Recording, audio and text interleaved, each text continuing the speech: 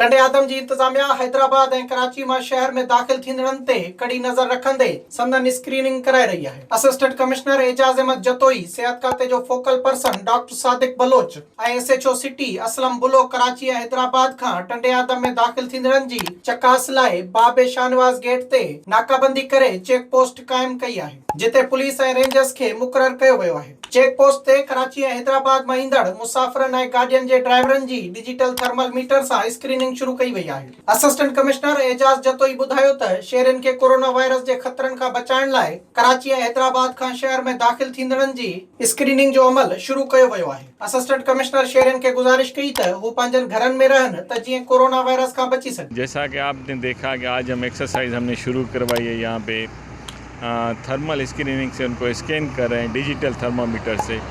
जो हमारी कोशिश यही है कि जो भी गाड़ी हैदराबाद या कराची से आ रही है एटलीस्ट उसको हम चेक कर लें।